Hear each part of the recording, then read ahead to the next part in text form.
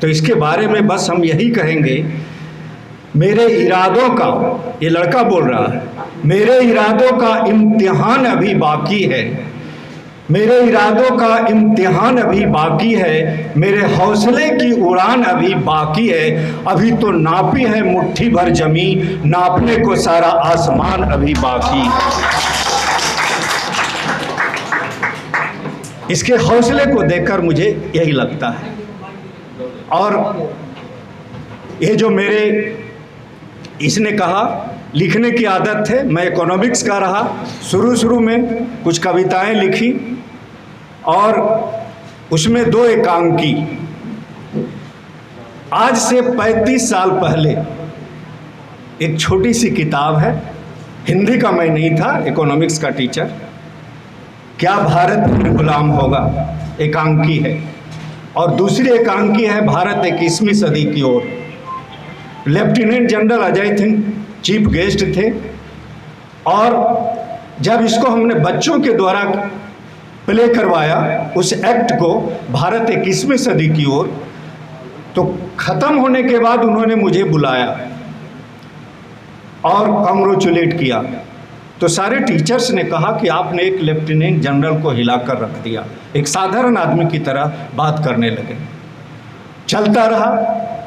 चौथी रचना मेरी शराबबंदी एक फौलादी फैसला, जो कि प्रभात प्रकाशन नई दिल्ली ने प्रकाशित किया है। और मुख्यमंत्री को जब मैंने दिया, इसका विमोचन गुप्तेश्वर पांडे उस समय डीजीपी थे, 19 में उन्होंने पटना पुस्तक मेले में किया। और जब मैंने मुख्यमंत्री को दिया, पढ़ने के बाद वो हमें बुलाए और आधे घंटे तक बातचीत की। उन्होंने कहा मैं सोच नहीं सकता कि 2 करीब 200 पेजेस की किताब है, इतनी मोटी किताब हो सकती है। तो ये कहने का मेरा मतलब है कि उसके बाद मैं कोऑर्डिनेटर बराबर रहा स्कूल का, तो एड्रेस करते थे मॉर्निंग असेंबली को, तो इसलिए लिखते रहा। और लिखने के क्रम में, चूंकि मैं बता दूं, मेरे जीवन को एक मोड़ दिया बुद्ध की शिक्षा ने। क्योंकि मैं यूपीएससी दे रहा था, तो उस समय लोगों ने कहा इकोनॉमिक्स में मेंस में बहुत कम मार्क्स आए, तो कहा पाली रखो, बुद्धिस्ट स्टडी। नालंदा में रहकर मैंने 6 महीना तक स्टडी किया, मेरा दिमाग डाइवर्ट हो गया पढ़ने के बाद। कहा इतनी बड़ी चीज जो हमारे देश में और उसमें भी हमारे बिहार में है, मुझे पता ही नहीं, पता नहीं कितने लोगों को इसका पता नहीं है। मेरा दिमाग डाइवर्ट हो गया। और पहली बार बुद्ध पूर्णिमा पर रेडियो में मैंने जो दिया स्पीच, लोग आश्चर्यचकित हो गए, क्योंकि उसको पढ़ने के बाद लगा कि जिस प्रश्न को उन्होंने उठाया, जिसका उत्तर उन्होंने दिया बुद्ध ने, उसका संबंध न सिर्फ भारतवर्ष से है बल्कि तमाम विश्व से है। उसका संबंध अतीत से है, अनागत से है, वर्तमान से है। इस पृथ्वी पर रहते हुए आदमी के प्रति क्या कर्तव्य होना चाहिए, इस बात पर उन्होंने जोर दिया। और मुझे तब एहसास हुआ, स्विट्जरलैंड जो धरती का स्वर्ग कहा जाता है, उसके एक बायोलॉजी के प्रोफेसर और बाद में वो बहुत बड़े बिजनेसमैन हो गए, स्विस बैंक में भी हुए रहे और श्रीलंका अपने बिजनेस के क्रम में गए थे श्रीलंका। तो एक किताब बुद्धिज्म की पढ़ी, तो उन्होंने कहा कि मुझे मिल गया। मैं बचपन से विद्यार्थी के जीवन से जो मैं खोज रहा था वो मिल गया। क्या मिल गया?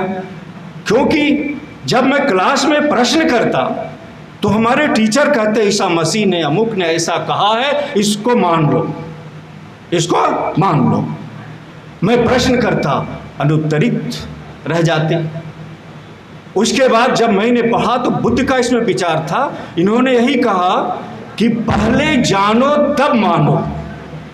कैजुअल रिलेशन, इस दुनिया में कोई भी घटना कार्य कारण का संबंध है।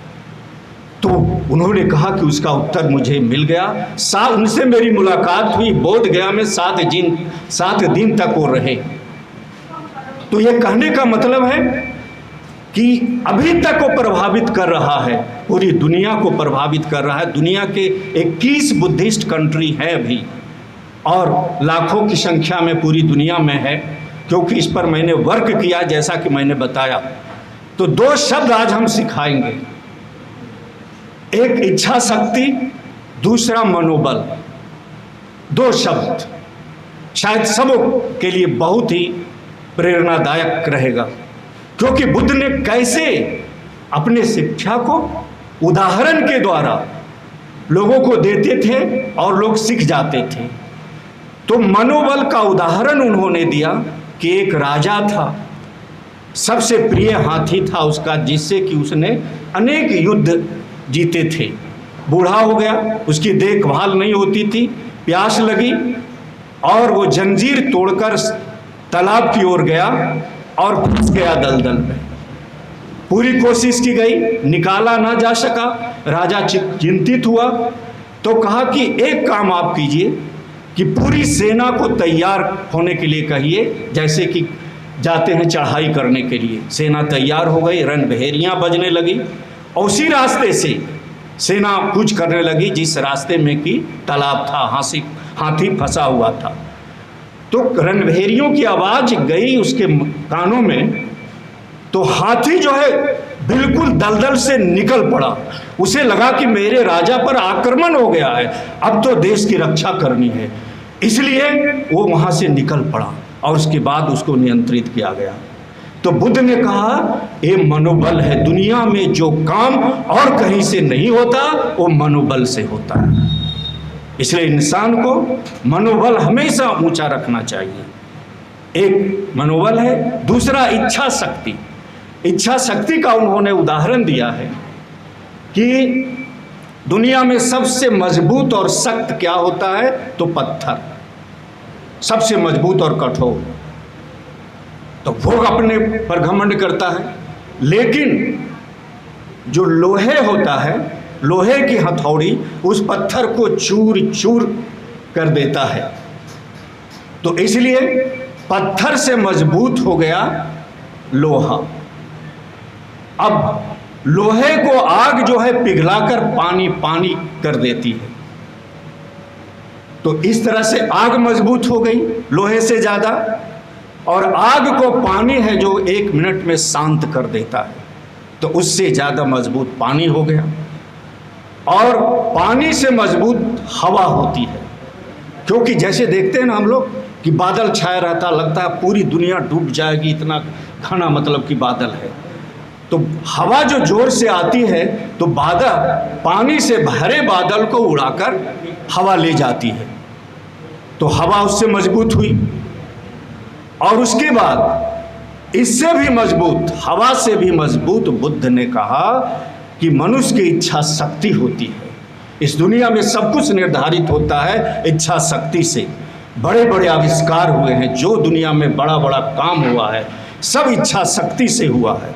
जिसके अंदर इच्छा शक्ति मजबूत होती है वही बड़े से बड़े काम करता है। इसलिए ये 2 शब्द मुझे बहुत अच्छे लगे। तो इसलिए जब रणवीर ने कहा कि नहीं, कुछ ऐसी चीज़ें सिखानी चाहिए जो व्यवहारिक हो, लोगों को लगे, प्रेरित हो, और क्योंकि कुछ शब्द ऐसे होते हैं मनुष्य की ज़िंदगी में जो कि उसकी ज़िंदगी को बदल देते हैं। तो यही 2 शब्द हैं। और ये जो है जब इसने कहा, तो चलिए अंत में एक कविता सुना देते हैं। इसी किताब की कविता है। पिछले बार इसी किताब की कविता मैंने सुनाई थी, सर भी थे, राजीव सर, जय जवान जय किसान। तो आज का भारत, आज़ाद भारत की आवाज़ सब मिलकर उठाओ आज, जिसने पहना इसका ताज, चला रहा मनमानी राज, जनता फिर न रही मौन, बोली मुझसे ऊंची कौन, लगाएंगे जनता दरबार, जनता करेगी वहाँ हुंकार, चला रहे क्यों जंगली राज, क्यों ना आती तुमको लाज, कितनों ने काटी जेल सजा, उड़ा रहे तुम जिसका मजा, आज़ादी को कितनों ने देखा, उसको तुमने कैद रखा, कब तक बहलाओगे तुम, झूठे आश्वासनों के जाल में कब तक अपना चेहरा छिपाओगे तुम, खूनी बेड़ियों की खाल में। कोई मांगता कश्मीर हमारा, कोई देता खालिस्तान का नारा, कोई मांगता बोडो लैंड, कहता दे दो गोरखा लैंड। हिंदुस्तान का हर किनारा हो गया कितना बेसहारा। कोई छिपा रहा है संदूक, उठा रहा हाथों में बंदूक। जनता है इतनी लाचार, खा रही महंगाई की मार। अब आ गया है ऐसा वक्त, सबसे सस्ता जनता का रक्त। हो रहे एक दूसरे से विरक्त, कहाँ गए वो देशभक्त। रहा न अब आपस का मेल, होने लगा खूनी खेल। प्रश्न है कि अब इस देश को कौन बचाएगा? हाँ, अब इस देश को कौन बचाएगा? क्या कोई राम कृष्ण और रहमान आएगा? जय हिंद, जय भारत।